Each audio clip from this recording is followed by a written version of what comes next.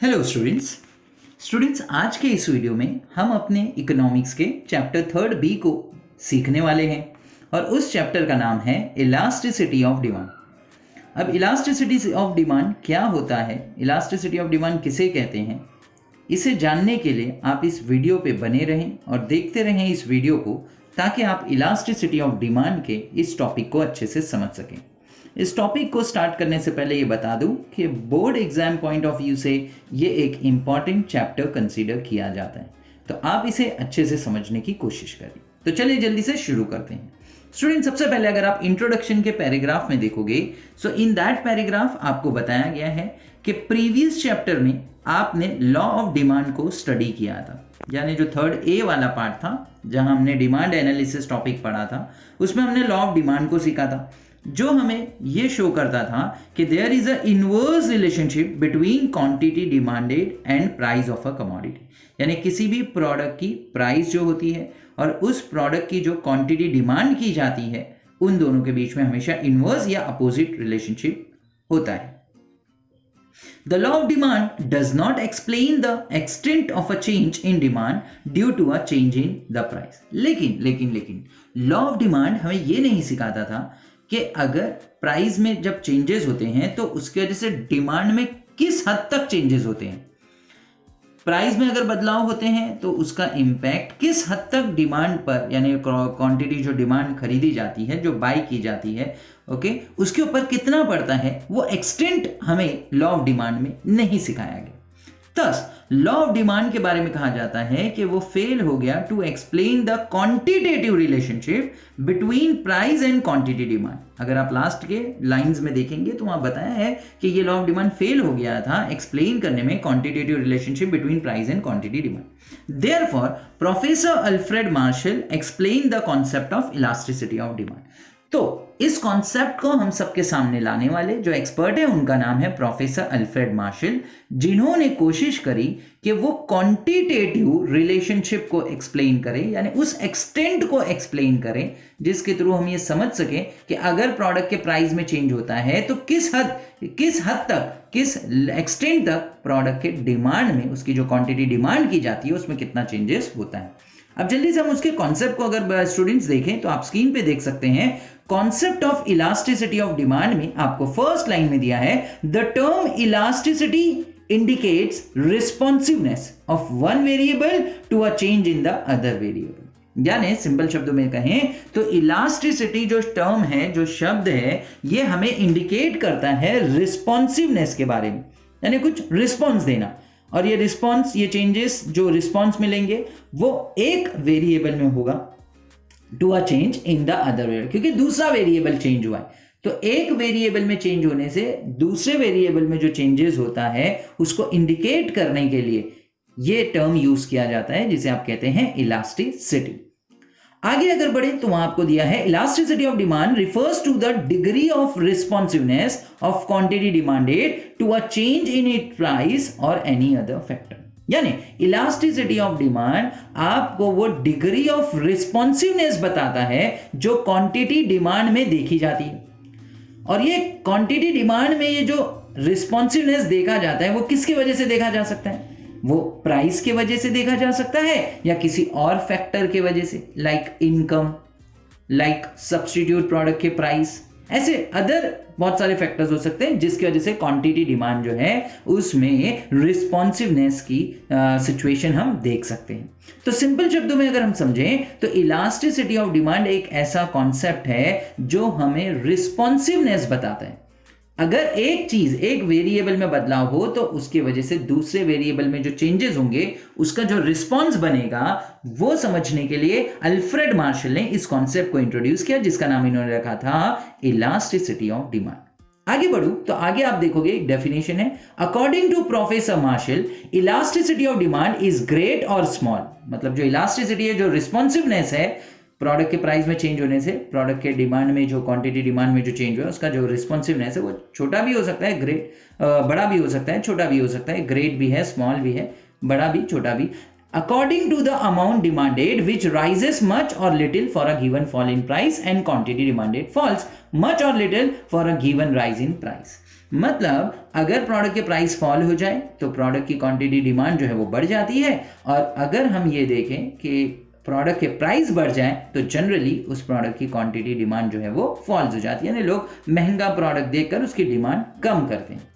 So it is clear from the above definition that elasticity of demand is a technical term। यानी students आपको ये समझना पड़ेगा इस पैराग्राफ में कि ये जो वर्ड आप सुन रहे हो इलास्टिसिटी, जिसके लिए ऊपर वर्ड दिया था कि ये एक ऐसा शब्द है जो रिस्पॉन्सिवनेस को शो करता है, रिस्पॉन्स बताता है, तो ये एक टेक्निकल टर्म है which describes the responsiveness of change in quantity demanded to fall or rise in its price। In other words, it is the ratio of percentage change in quantity demanded of a commodity to a percentage change in price or any other factor। मतलब ये एक तरह का ratio है students, आप ऐसे भी कह सकते हो कि इलास्टिसिटी ऑफ डिमांड जो है वो एक तरह का रेशो है जिसमें हम ये देखते हैं percentage change in quantity demanded of a commodity to a percentage change in price. मतलब स्टूडेंट्स आपको ये समझना होगा, आपको अंडरस्टैंड करना होगा कि एक प्रोडक्ट के अगर डिमांड में चेंजेस होता हुआ आप देख रहे हैं तो वो चेंजेस जो हो रहा है वो मे बी उसके प्राइस, उस प्रोडक्ट के प्राइस में चेंजेस होने की वजह से हो रहा होगा, या और अदर कुछ जो फैक्टर्स हैं, वेरिएबल्स हैं, उनके वजह से हो रहा होगा। तो उस रेशो को, जहां हम इन दो चीजों को समझेंगे, प्रोडक्ट के डिमांड को और प्रोडक्ट के प्राइस या जो अदर फैक्टर्स की वजह से चेंजेस आता हुआ दिख रहा होगा, तो उस रेशो को हम नाम देते हैं इलास्टिसिटी ऑफ डिमांड। आगे अगर बढ़ूं स्टूडेंट्स तो आपको स्क्रीन पे दिख जाएगा types of elasticity of demand. आप देख सकते हैं स्क्रीन पे types of elasticity of demand, और यहां 3 कैटेगरी आप देख सकते हैं। पहला है इनकम इलास्टिसिटी, दूसरा है क्रॉस इलास्टिसिटी, और तीसरा आप देख सकते हैं स्क्रीन पर जिसका नाम है प्राइस इलास्टिसिटी। तो पहले स्टार्ट करते हैं हम लोग फर्स्ट टॉपिक को जिसका नाम है इनकम इलास्टिसिटी। ध्यान दीजिएगा, अच्छे से समझिएगा। It refers to the degree of responsiveness of a change in quantity demanded to a change in the income only. Other factors including price remain unchanged. It is expressed as। यानी students अगर simply हम इसके meaning को वापस से समझे तो हमें यह बताया गया कि इनकम इलास्टिसिटी जो होता है वो एक तरह का रिस्पॉन्सिवनेस शो करता है, और ये रिस्पॉन्सिवनेस किन 2 चीजों से शो करेगा कि अगर कभी किसी प्रोडक्ट के क्वांटिटी डिमांड में चेंज हो, और वो चेंज किसकी वजह से आया हो, वो चेंज आया हो इनकम की वजह से। जो कंज्यूमर्स की इनकम होती है, उस कंज्यूमर के इनकम्स में चेंजेस आने की वजह से किसी प्रोडक्ट की क्वांटिटी डिमांड में चेंजेस आया हो, और हम उस चीज को मेजर करना चाहते हो, उस रिस्पॉन्स को समझना चाहते हो, तो ऐसी इलास्टिसिटी को नाम दिया जाता है इनकम इलास्टिसिटी ऑफ डिमांड का। अगर हम आगे बढ़े तो एक फॉर्मूला आपको स्क्रीन पर दिख रहा होगा, EY का मतलब इलास्टिसिटी ऑफ स्टूडेंट्स डिमांड, यानी वहां पे इलास्टिसिटी ऑफ इनकम के लिए Y जो अल्फाबेट आप देख रहे हो वो इनकम के लिए है, और वो इनकम इलास्टिसिटी ऑफ डिमांड को रिप्रेजेंट कर रहा है। इनकम इलास्टिसिटी ऑफ डिमांड, इसका फॉर्मूला एकदम सिंपल है, आपके सामने है। Percentage change in quantity demanded divided by percentage change in income, यानी कितना चेंज हुआ है प्रोडक्ट के डिमांड में वो लिखिए, उसको डिवाइड कर दिए परसेंटेज चेंज इन इनकम, यानी इनकम में जितना चेंजेस हुआ है उसको।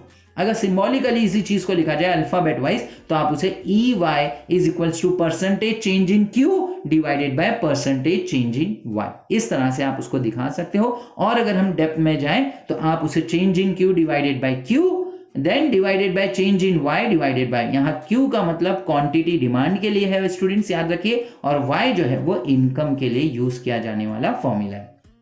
तो पहला कैटेगरी आप याद रखिए इनकम इलास्टिसिटी ऑफ डिमांड, जिसमें आपको यह बताया गया कि इनकम इलास्टिसिटी ऑफ डिमांड एक इस तरह का इलास्टिसिटी ऑफ डिमांड है जहां पर हम उस डिग्री ऑफ रिस्पॉन्सिवनेस को मेजर कर पाते हैं जिसमें हम देखते हैं कि इनकम में चेंजेस होने की वजह से अगर किसी प्रोडक्ट की क्वांटिटी डिमांड में चेंजेस हो जाए तो हम उन दोनों के रिस्पॉन्सेस, उन दोनों का जो चेंजेस हुआ है वो इजीली मेजर कर सकते हैं। किसकी मदद से? इनकम इलास्टिसिटी ऑफ डिमांड की मदद से। फॉर्मूला आपके सामने है, EY is equals to percentage change in quantity demand divided by percentage change in income. ये फॉर्मूला आप याद रखिए।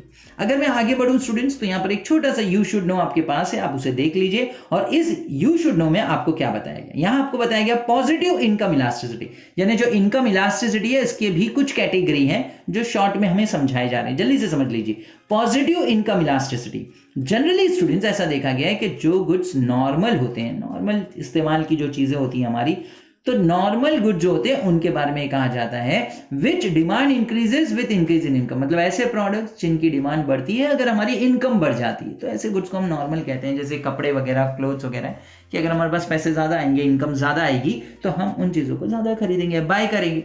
तो ऐसी चीजों को जो नॉर्मल गुड होती है उनके केस में ये कहा गया कि इनकम इलास्टिसिटी पॉजिटिव होती है। वेयरएज जो इंफीरियर और लो क्वालिटी के गुड्स होते हैं स्टूडेंट्स, वहां ये देखा जाता है कि अगर पर्सन की इनकम बढ़ जाती है तो पर्सन इंफीरियर और लो क्वालिटी के जो गुड्स होते हैं ना उनकी डिमांड कम कर देता है। आई रिपीट स्टूडेंट्स, इनकम तो बढ़ती है लेकिन हम कंज्यूमर्स उस पर्टिकुलर प्रोडक्ट्स की डिमांड को कम कर देते हैं। क्यों? क्योंकि वो इंफीरियर है या वो लो क्वालिटी का प्रोडक्ट है और इसीलिए उसको नेगेटिव इनकम इलास्टिसिटी का टाइटल दिया जाता है। और लास्ट कैटेगरी पे बढ़े तो स्टूडेंट लास्ट कैटेगरी है जीरो इनकम इलास्टिसिटी की, जहां पर ये कंसिडर किया जाता है कि जो नेसेसरी गुड्स होती हैं for which demand remains constant, demand constant ही रहता है with increase in income of the consumer, मतलब अगर इनकम बढ़ भी जाए, हम ज्यादा पैसे अर्न भी कर ले, ज्यादा पैसे हमारे पास आ भी जाए, हमारी इनकम बढ़ भी जाए, तो भी ऐसी नेसेसरी चीजें ओके जिसका हम डिमांड हमेशा कांस्टेंट ही रखते हैं, लाइक सॉल्ट वगैरह का एग्जांपल हम कंसीडर कर सकते हैं कि सॉल्ट के केस में देखा गया कि अगर हम ज्यादा पैसे भी कमाएंगे तो सॉल्ट हम उतना ही क्वांटिटी में खरीदेंगे जितना हम हमेशा से खरीदते थे।